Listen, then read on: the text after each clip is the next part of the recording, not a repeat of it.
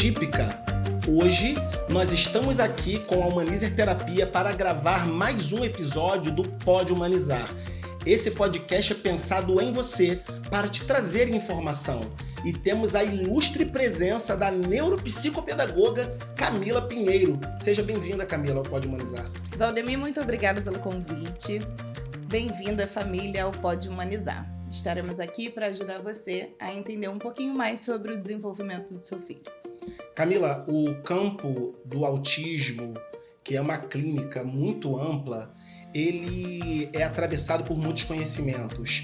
Como que a neuropsicopedagogia contribui para essa área? Quando a gente fala de um cérebro atípico, a gente fala de diversos funcionamentos. Então, quando a gente fala da neuropsicopedagogia ou da psicopedagogia, a gente fala de uma vertente de apoio e desenvolvimento dessa criança dentro daquilo que ela consegue atingir. Então, o principal objetivo ali de trabalho é a gente desenvolver essa criança a partir daquilo que ela apresenta pra gente. Então, a gente pega uma criança com dificuldade no seu processo de alfabetização e começa a entender como ela associa as letras, como ela associa as formas, como ela se comporta posturalmente. E isso leva a gente a perceber qual é o caminho que ela adota para poder aprender.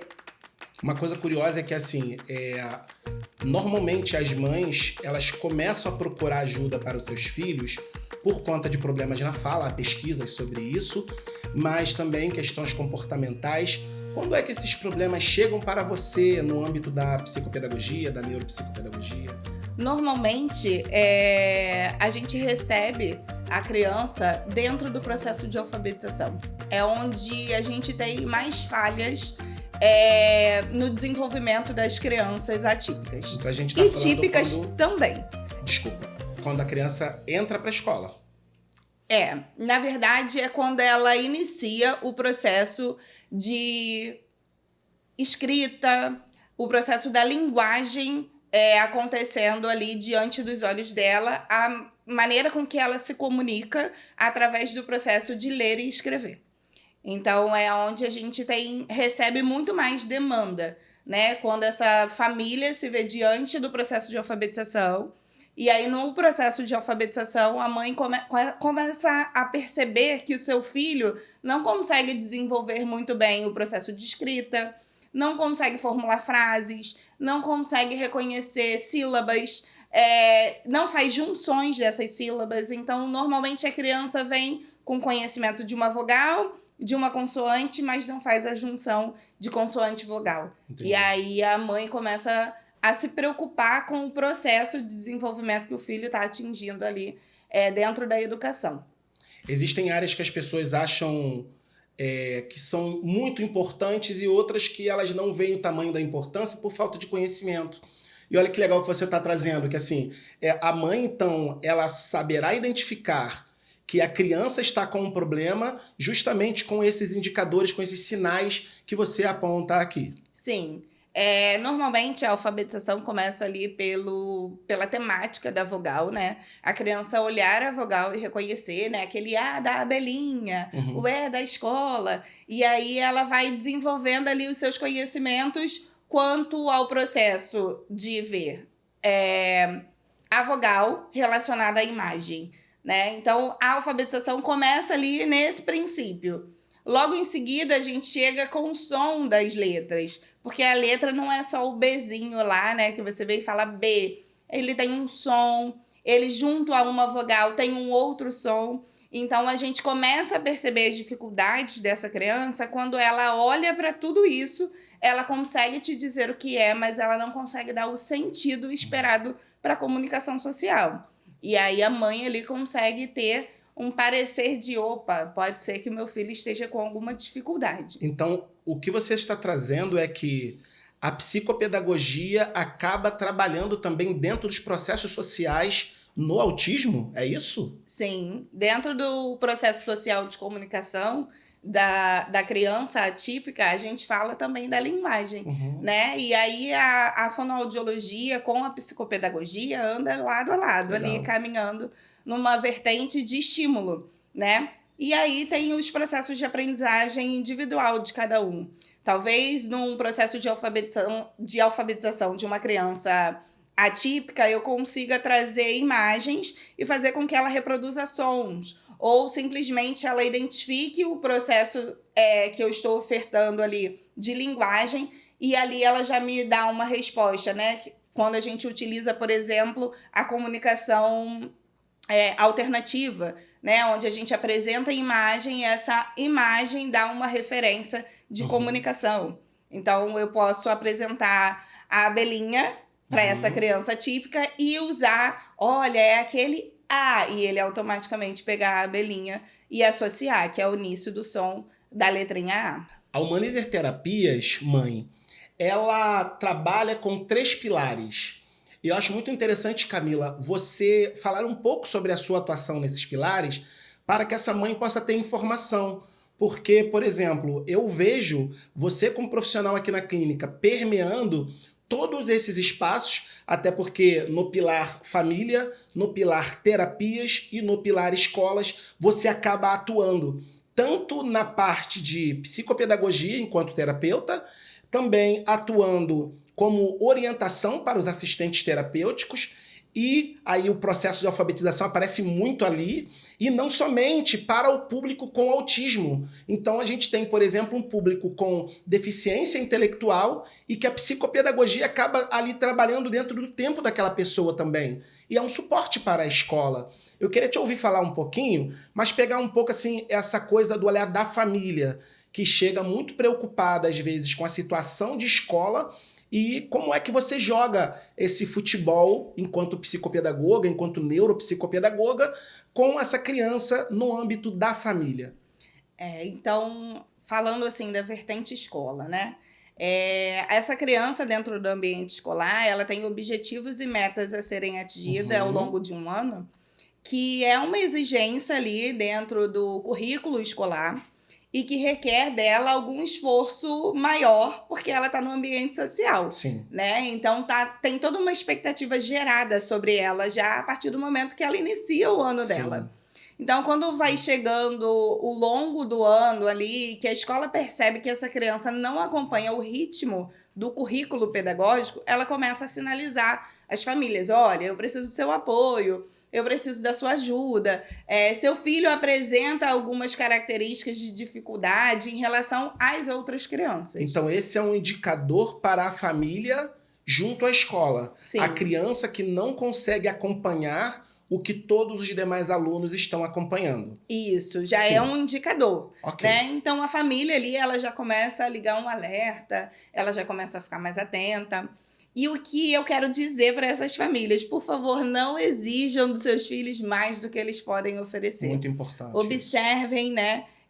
O que a família entra em dificuldade é justamente olhar para o seu filho e entender, opa, o meu filho está tentando, né? O meu filho está caminhando. E como eu posso ajudá-lo? Eu não posso fugir ali de uma expectativa escolar, porque a gente fala de currículo, mas eu também não posso esquecer que essa criança tem ali um funcionamento talvez diferente das demais. Então, perceber o seu filho, olhar para o seu filho, entender naquilo que é discreto nele, é a forma dele de aprender. Né? Quando a gente fala de um bebê, ele aprende olhando. Ele vê os nossos gestos e ele reproduz. Quando a gente fala de uma criança no período de alfabetização, ela começa a fazer associações. Então, associações é dar sentido àquilo que é muito construído pela nossa mente, Pode né? trazer um exemplo para a gente visualizar?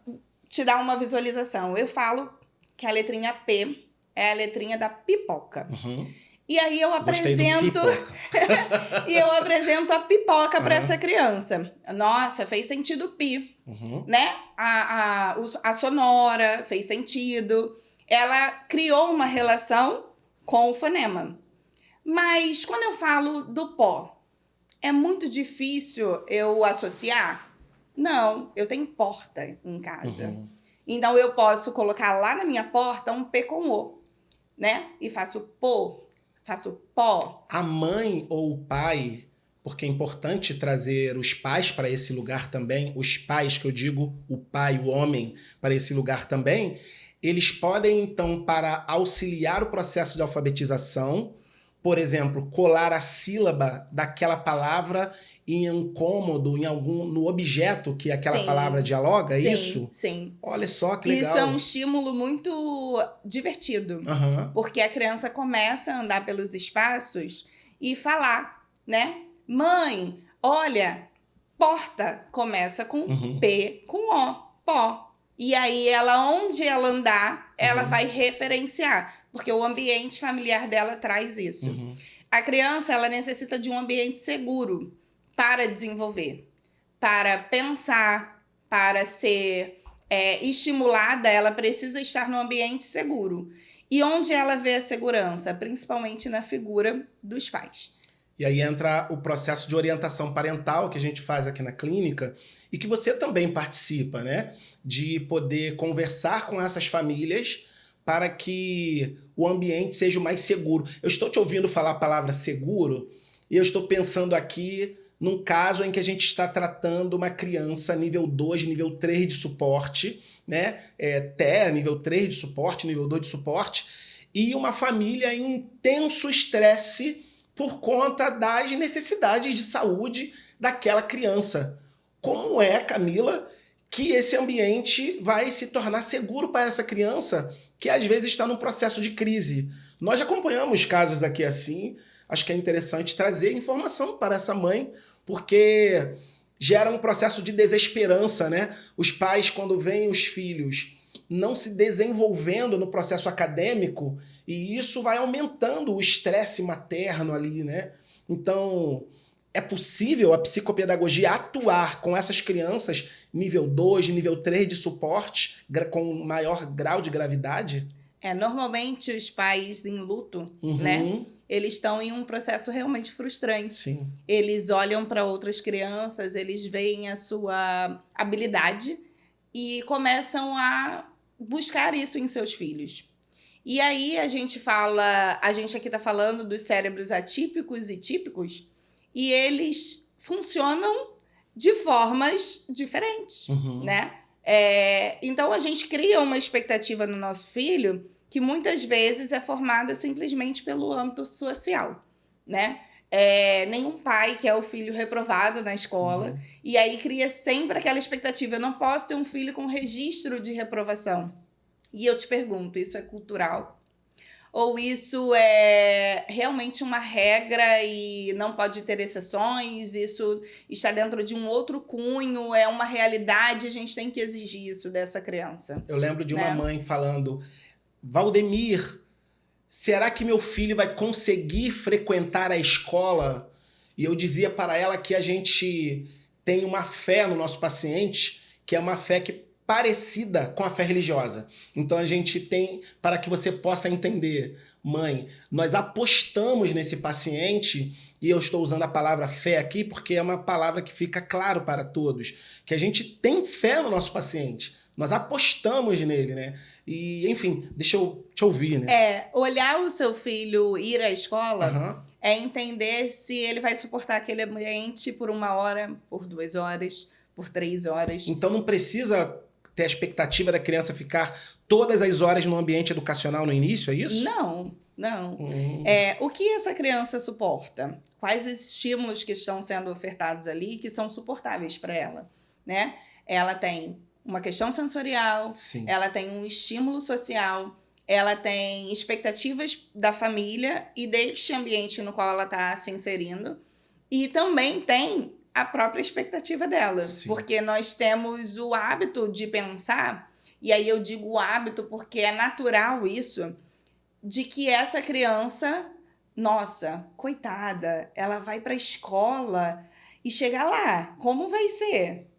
Será que ela não vai precisar de ajuda? Sim, a principal ajuda que ela vai precisar é de você não sobrecarregar ela, dar a ela um espaço para que ela se apresente naquele lugar, né? Ela vai chegar, ela vai explorar, ela vai olhar para todos os lados, ela possivelmente vai se aproximar de alguém e talvez aquela pessoa tenha referenciado ela um outro registro que ela já teve mental. Então, quer dizer, não tem a ver somente com chegar, sentar na sala de aula e aprender o conteúdo que o professor transmite. Existem várias outras necessidades que essa criança tem que ter habilidades e isso se treina pela psicopedagogia também. Sim, o tempo de concentração, Aham. a habilidade de se manter sentado numa cadeira. Mas precisa se manter sentado? Nem sempre, nem sempre. Isso é difícil pra mim, ficar parado, né? Sim, há crianças, eu tenho pacientes que eles andam para poder prestar atenção. Exatamente. E se essa criança não circular, ela não consegue focar. E aí você vai ter, possivelmente, uma alteração de comportamento. Sim. E dentro do ambiente escolar, a gente fala de uma sala de aula onde a gente pode ter de 20 a 30 crianças, ou até mais em alguns casos, onde como você regula uma criança em relação aos demais. É um desafio para o professor também. Um desafio. É difícil lidar com tudo isso, mas a dificuldade só vem quando a gente também não se abre a observar. O trabalho, ele vai passar pela parceria, né, Camila, da família com a escola. Então, eu não sei se é isso que você está falando, é uma checagem minha, que essa família também precisará, então, se aproximar da escola para que ela participe do processo de ensino-aprendizagem do seu filho, né? Sim, e a escola precisa trazer a família para esse lugar. Legal. A escola precisa sinalizar à família essa necessidade, mas estar aberta a receber essa família. Certo. A gente está lidando com um processo que a gente falou anteriormente de luto. Sim. Né? Essa família está vivendo a realidade de encarar o mundo e sempre se achar insuficiente para esse filho. Sempre se olhar no lugar de, opa, eu nunca vou conseguir suprir o meu filho naquilo que ele precisa, porque cada dia ele chega para mim com uma novidade diferente. Há pesquisas que apontam, e os próprios pais contam isso para você, para mim e para outros colegas que estão nos assistindo, sobre o futuro do seu filho quando ele não estiver presente. Quando a gente vê que o nosso filho tem uma necessidade, às vezes até de comunicação, onde a gente precisa expressar por ele aquilo que ele precisa, ela se coloca naquele lugar. E quando eu faltar? Sim. Ninguém vai fazer isso por ele, realmente não vai. Porque o lugar de mãe, o lugar de pai, ninguém vai ocupar. Mas a gente cuida dessa criança para que ela consiga emitir respostas socialmente falando e consiga ter uma vida adequada onde ela consiga entender as suas próprias necessidades e a necessidade do outro em relação a ele. O que eu preciso dizer para essa pessoa? Quando eu quero ir ao banheiro, o que eu preciso comunicar? De que forma eu posso fazer isso? Eu posso levar essa pessoa até a porta do banheiro e dizer com os meus gestos que eu preciso utilizá-lo? Posso. Isso é uma forma de comunicação. Mas o que a gente trabalha? Que além de levar até a porta do banheiro, eu consiga, com pequenos gestos, informar essa pessoa. Eu vou precisar da sua ajuda. E nós só estamos, mãe, falando no pilar família e falamos um pouco do pilar escola. Mas eu queria que você trouxesse, então, algumas dicas para o professor, porque, por exemplo, a escola, no caso de uma criança atípica, de uma criança com autismo, por exemplo, precisa e deve desenvolver um plano educacional individualizado, um PEI, próprio para o cuidado e o processo de educação daquela criança. Muitas vezes isso não acontece e, não culpabilizando as escolas, às vezes não acontece porque você, colega profissional, tem dificuldade com esse processo. E a Humanizer também apoia as escolas nessa direção. Então eu queria te pedir assim, a gentileza de deixar aqui umas pílulas do que a gente costuma fazer aqui para o profissional também que está na escola. Quando a gente recebe uma criança no nosso ambiente terapêutico, nós buscamos entender em que locais essa criança está inserida. Isso e a escola é um lugar dele. Quando a gente chega no ambiente escolar, a gente procura ouvir aquela escola, o fundamento daquela escola, né? Tá. Porque... Então tu não chega lá mandando o que a escola tem que fazer. Não, porque existe esse mito, né? Nunca. Nunca um terapeuta vai direcionar o ambiente escolar. Não é o que as escolas dizem. Normalmente as escolas têm um pouquinho do medo dos terapeutas chegarem ali, né? Mas assim, a ideia não é dominar esse ambiente, não é dizer para você, olha, é assim que se faz. Não é assim que se faz. É uma parceria que a gente faz. É uma parceria. escuta um pouco o que aquela escola tem como vivência, que aquela escola conhece também sobre os processos terapêuticos. Certo. Porque, às vezes, a gente recebe escolas que não conhecem. E, pra gente, às vezes, é um pouco assustador, eu confesso. O nosso mundo, a nossa volta, a gente tem que perceber. E a escola é parte do mundo, é parte dessa sociedade. E ela tem que estar alerta a tudo aquilo de avanço que nós temos tecnologicamente. A gente pode ter uma criança que se alfabetiza a partir de um tablet. Sim. Né? Então, por que eu tenho que usar o caderno? E uma coisa interessante que a gente utiliza aqui, ABA, né? E aí, a análise do comportamento aplicada é muito útil para a escola. Sim. Quando a gente trabalha com eles a redução de comportamento problema, por exemplo. Sim. Então, a discussão e a escola, assim, eu acho muito legal nos atendimentos com a escola, junto com você, e aí você sugerindo, e de maneira respeitosa, porque não é uma imposição, que a escola inclua o seu trabalho como psicopedagoga no PEI da criança lá na escola. Sim. É um alinhamento mesmo. Né? É andar junto, né? É caminhar numa mesma Ótimo. Direção. É conseguir fazer a escola perceber que eu consigo fazer, vamos falar grosseiramente, um checklist. Eu tenho uma expectativa. Essa expectativa pode durar 3 meses para acontecer, ela pode durar 1 mês, ela pode ser 1 ano. E essa criança só ter ali aprendido as vogais. Okay. E tudo bem, desde que a família tenha acesso a esse processo e consiga ver fielmente aquilo ali acontecendo. A escola ofertando para ela a clareza de como essa criança é dentro do ambiente escolar. Então, o nosso tripé de cuidado passa por esse lugar. Na escola, o trabalho de parceria com as famílias de orientação, numa meta de redução do estresse parental. E aí eu queria escutar um pouco você, porque o nosso tempo aqui também não é tão longo, do seu trabalho em terapia. Então a criança vem à clínica também para que você faça atendimentos com ela enquanto psicopedagoga. Só que o que é curioso é uma gama de mães nos procurando para saber se o filho ou a filha tem alguma situação, problema na sua saúde mental, e você, como psicopedagoga, avalia, né, como neuropsicopedagoga, os processos mentais daquela criança, emite relatório com sugestões, inclusive para a escola. Eu queria separar esse momento nesses 2 pilares, dessa avaliação, um pouco que você faz também, e depois a gente fala um pouco sobre o processo de terapia. Quando eu recebo uma criança no ambiente clínico, eu recebo uma família. Então não é só a criança. Não, eu recebo uma família que está ali fragilizada. Perfeito. E aí, o primeiro lugar é ouvir essa família, separada dessa criança.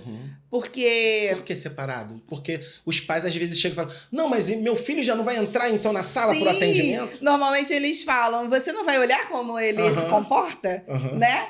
E eu não estou ali para olhar esse comportamento no momento. Eu estou ali para olhar a fragilidade dessa família em relação ao seu filho, ouvi-la para então direcionar. Então, o atendimento inicial com os pais, somente com os pais, ele tem essa finalidade também de anamnese e mapeamento, mas de acolhimento também, né? Sim, porque ali a gente consegue ver o desespero, né, real, aquilo que traz dentro dessa casa uma preocupação.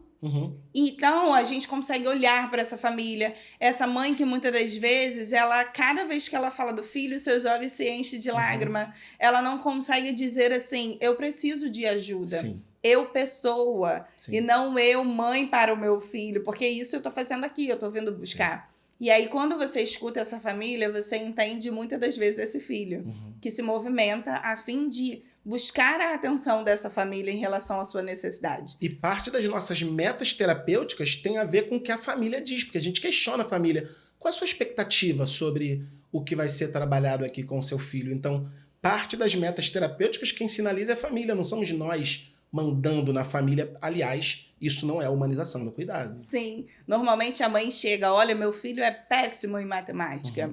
E aí você fala de uma criança que passou pelo ano pandêmico, uma criança que não teve acesso à escola, que Sim. ficou restrita à sua família, Sim. e que o seu processo de aprendizagem foi totalmente retido. Foi ali, ele foi tirado dele, né, de alguma forma. Ele aprendeu a viver caminhando lentamente, mas sem um direcionamento correto. Certo. Então, às vezes, o raciocínio dele está baseado no outro. Nesse Quando caso, o uma outro dá avaliação a valeria a resposta. pena. Sim. E quando você pega essa criança no ambiente clínico, você fala assim, opa, eu tenho uma criança que tem um raciocínio muito bom, sim. Né? Ela só ainda não aprendeu a utilizá-lo. Certo. Em que São coisas situação... diferentes, Sim. só para essa mãe ter informação. Sim, é muito diferente. É muito diferente você olhar para uma criança e falar assim, ela não sabe. Ok. Do que? Deixa eu ver como ela sabe. Deixa eu ver como ela consegue me mostrar que ela consegue, né? E aí, essa criança pega lá e fala assim para você, tia, 1 mais 1 é 2, né? E aí você, sim, 1 mais 1 é 2, mas como você sabe? E ele pega um objeto para demonstrar. Você está falando uma coisa que eu fiquei arrepiado aqui agora de pensar numa máxima da análise do comportamento que a gente tem que entender como as pessoas aprendem, porque elas aprendem. Se uma criança aprendeu, por exemplo, a bater, ou aprendeu a se jogar no chão fazendo uma birra para conseguir algo, ela também pode aprender outras coisas. Sim. Se ela aprendeu a apontar para um objeto para poder conseguir algo, ela também pode aprender. E a gente acaba fazendo isso também pela psicopedagogia, né? Sim. Vamos para os fundamentos básicos. Eu tenho um neném, ele tá com muita fome, ele chora e recebe a mamadeira. Reforçou. Ele aprendeu? Opa! Toda vez que eu tiver essa sensaçãozinha ali na minha barriga, eu choro. E quando eu choro, vem aquele leitinho gostoso para eu poder matar a minha fome. É a mesma coisa no processo de aprendizagem. Se eu tenho um filho que vai escrever lá a sua primeira letrinha e ele faz um círculo e puxa a perninha para dizer que é o A e você fala assim, não é assim. Você tem que subir, você tem que descer, você tem que fazer a volta. Você desestimulou o seu filho no processo de aprendizagem dele. Sim. E ele se sente falho na sua expectativa. Incompetente. E não a expectativa dele. Porque a expectativa dele era só te mostrar que ele sabia fazer a letrinha A. Então, existe um momento correto de você fazer e realizar essa correção. Então, você está sinalizando que existe um tempo de cada pessoa para aprender e que é importante tanto que a família quanto a escola, mas normalmente a escola faz isso, mas a família respeite o tempo daquela pessoa. Sim, há um tempo para corrigir, há um tempo para você direcionar, né? E não é a correção que vai fazer com que essa criança esteja perfeita aos seus olhos ali, porque dentro do processo dela de aprendizagem, ela vai te trazer pequenos detalhes que fazem ela se tornar funcional. E o que nós queremos é um adulto funcional. Sim. Então, não importa né? se você constrói o seu azinho fazendo a bolinha e puxando a perninha, ou se você constrói o seu azinho, subiu, desceu, porque logo você vai poder ofertar esse estímulo correto, né, do processo de escrita, e aí você ter a resposta adequada dessa criança, ao invés de, no momento em que ela está te sinalizando ali um processo de aprendizagem, você interrompê-la. Beleza, mas a criança, então, chega na clínica, é encaminhada, às vezes, pela própria escola, solicitando que uma psicopedagoga veja, a criança tem uma necessidade, um laudo médico, iniciou a terapia com você. Afinal de contas, Camila, quando o meu filho está dentro da sala contigo, quando a minha filha está dentro da sala com você de atendimento, o que você faz lá no seu trabalho com aquela criança? Dentro do processo da psicopedagogia, a gente entende o funcionamento dessa criança frente àquilo que ela tem enquanto necessidade pedagógica. Ok. Então, a família apontou que ela tem uma dificuldade com a linguagem, né? Com o português ali, ela não consegue fazer associação de sílabas. O que a gente coloca disponível diante dessa criança? Brinquedos que tenham relação com o processo de aprendizagem relacionado a letras. Então, eu vou colocar ali um boneco muito legal, divertido, que anda, que gira, mas eu vou colocar todas as letras espalhadas, eu vou colocar um quebra-cabeça de figura relacionada à letra. E eu vou ver o quanto essa criança explora aquilo que a mãe sinaliza como necessidade. Então não é um caderno e um lápis dentro da sala com você ali. Não. Algumas mães vêm pra mim assim. Eu sei. Tia, eu posso trazer um caderno? Não, por favor, não traga um caderno. Não quero um caderno. Né? É assustador às vezes pra criança um caderno. Então, quando você bota diante dos olhos dela, ela lembra da escola e ela fala assim, tia, eu tô na escola? Uhum. E ela questiona, e é verdade, ela precisa perguntar isso, porque ela terapia, associa, né? né? Estamos no processo terapêutico para que essa criança chegue ao ambiente escolar. Às vezes reclamam, né, que mas ela só está brincando com o meu filho. Não Não, é. por favor, não. Eu tô fazendo ele conhecer o corpo dele. Uhum. Saber a postura do processo de escrita, a apreensão dos seus dedos no lápis, o apoio do seu punho e do seu antebraço na mesa para realizar a escrita, a sua organização espacial, temporal.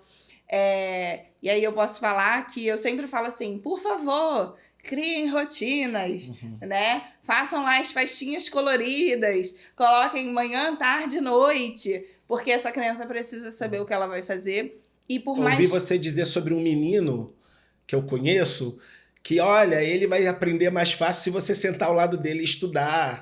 Isso aí, é isso. Por favor, sente do lado dele e escute o momento dele de estudo.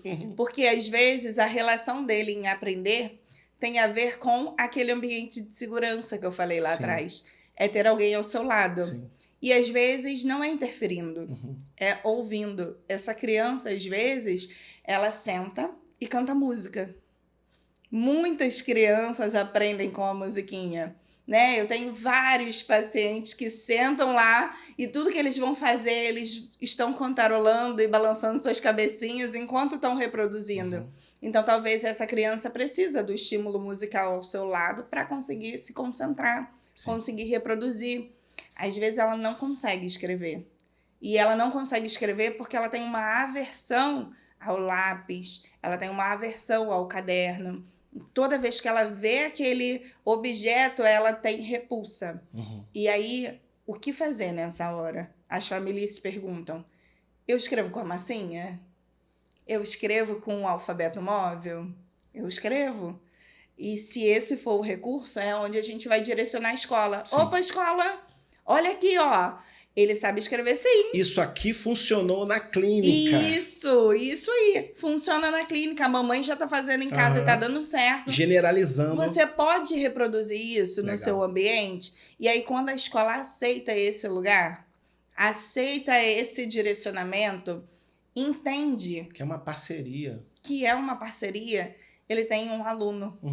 E aí, ele tem um aluno de verdade, que quer entrar na sala de aula, que está morrendo de saudade de sentar e ver todas aquelas letras na sua frente. Às vezes, essa criança não consegue manusear o seu pescoço.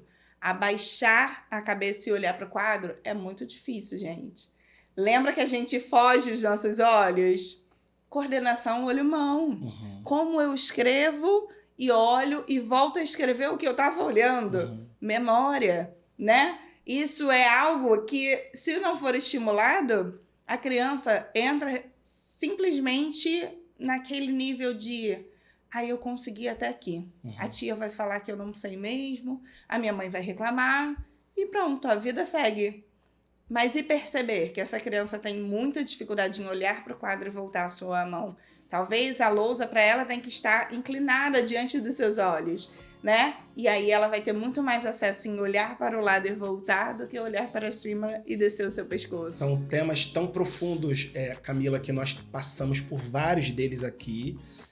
Já vou sinalizar que eu acho que a gente tem que ter um outro episódio com você, porque para aprofundar outros pontos, mas eu queria te pedir que você mandasse um recado para a mãe, né, que tá ali, às vezes, numa angústia, e o resultado acadêmico do filho fala sobre qual futuro essa criança vai ter também na mente desses pais.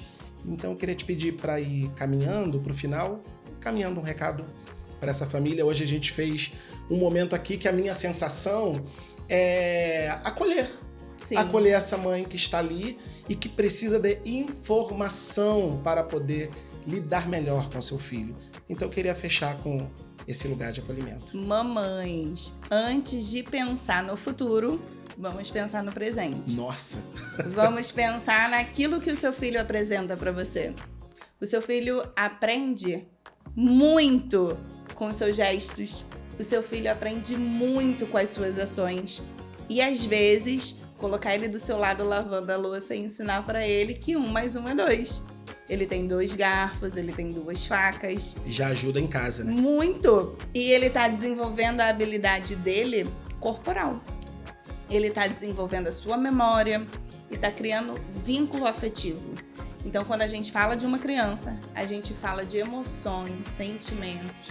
Valorize cada processo com seu filho.